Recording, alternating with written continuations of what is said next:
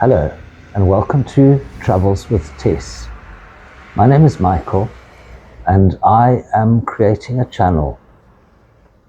And the aim of the channel is to show you where I live in the Western Cape of South Africa, and where possible to give you a bit of background or history about the places around here and what has happened around here.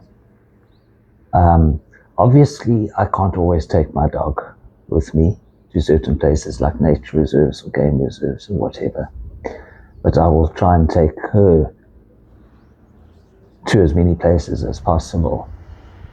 Now, the aim of my channel is, like I've just said, is to first of all show you where I live.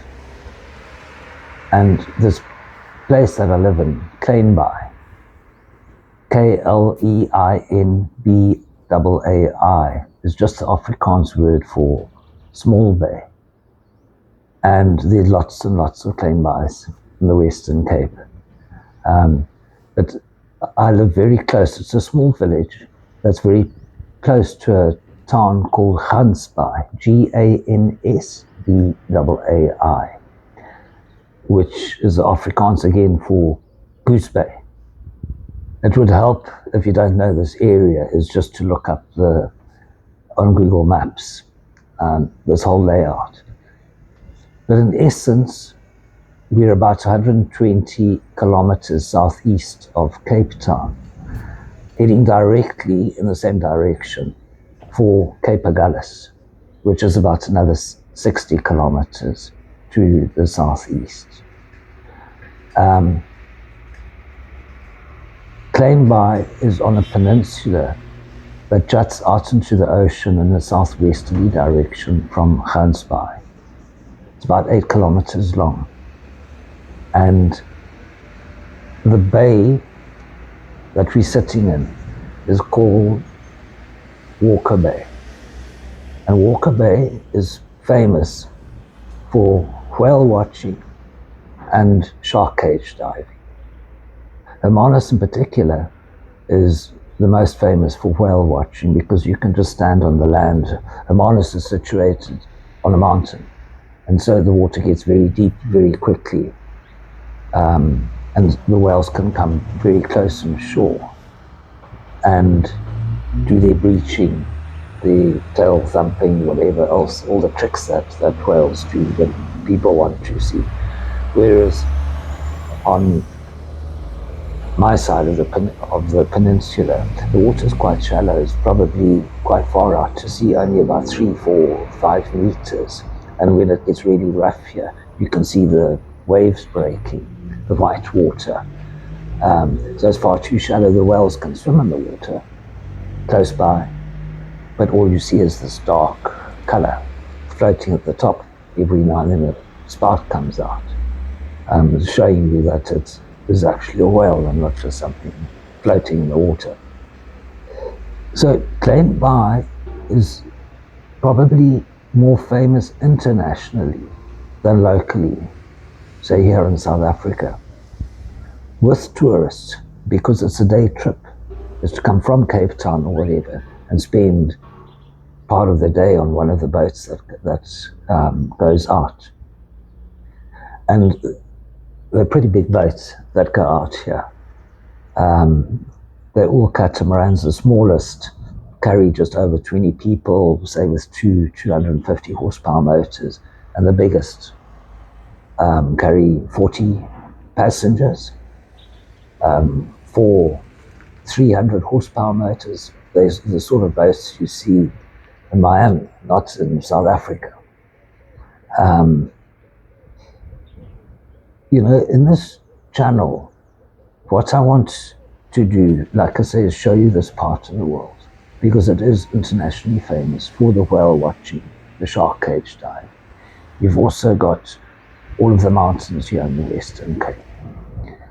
You've got the fynbos, a small shrubs, bush.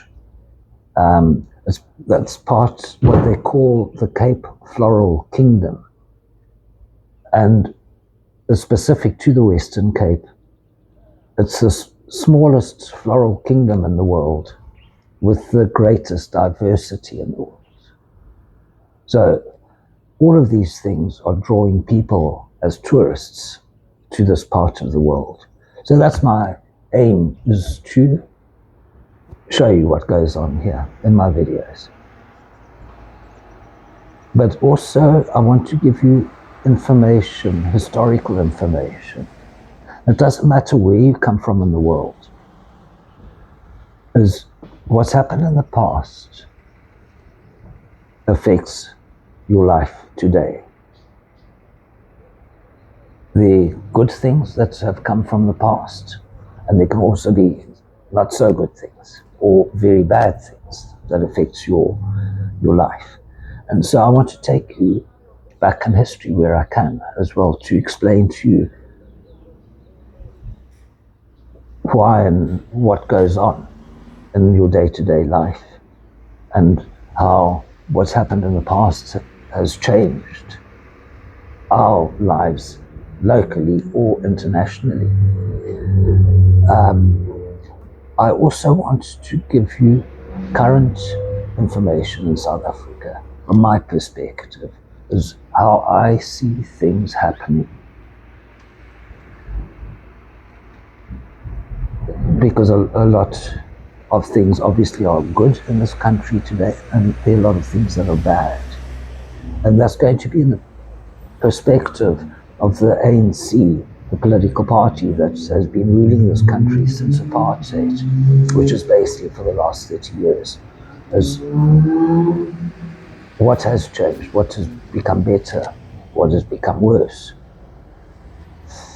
You know, when I was a youngster, I basically grew up in Durban, which is northeast coast of South Africa. It's a subtropical part of the world. And in my 20s, I moved to Cape Town. But in between that, I spent a little bit of time in Johannesburg. So I've lived in different places. And when I was young, I used to have a motorbike that I believed saved me fuel to drive around on, to go and find out what a new place in South Africa looks like. Nowadays, my Toyota Hilux, I've got a 4x4 pickup. We call them buckies. It's a South African term. Uses far less fuel than my old motorbike that I used to travel around with.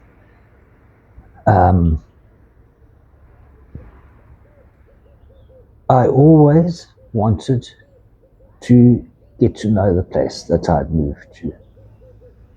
And I've always had an interest in history. And this interest has been, what is the word for it?